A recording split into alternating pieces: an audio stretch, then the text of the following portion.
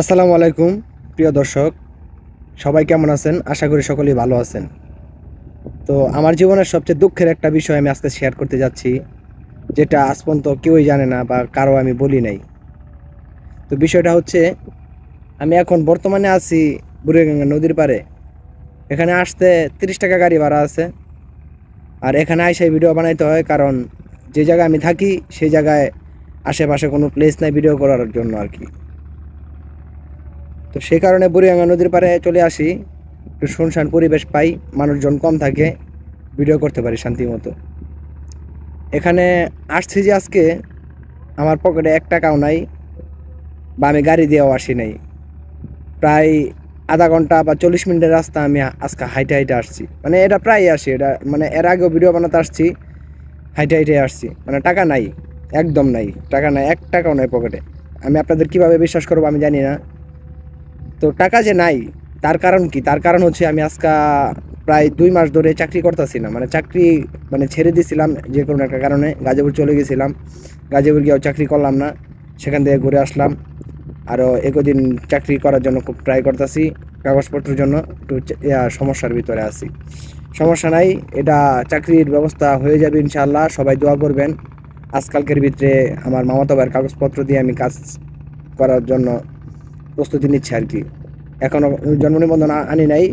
মামাতো ভাইরা বলছি যে আমি জিমেল পাঠাইলে ওই জিমেলে পাঠাই দিও। যাক, এটা গেল।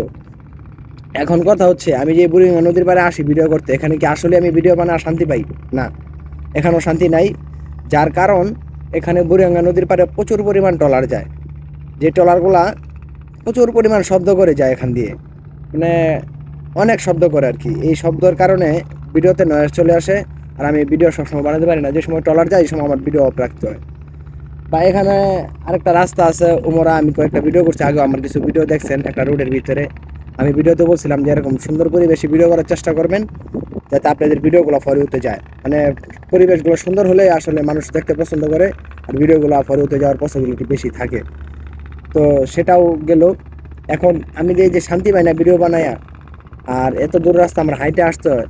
এখন আমি কি করতে পারি বলেন? আপনারাই বলেন আমি কি করব এখন। মানে এত দূর আসার পরও যদি ভিডিও বানায় শান্তি না পাই, ভিডিও তো করতে হইব ভাই, ভিডিও করতে হইব, ভিডিও আপলোড করতে হইব। আপনাদের ভালোবাসার সময় যতটুকু পাই দিয়ে যাই ইনশাআল্লাহ। যারা ভালোবাসা পান নাই সবাই পাবেন।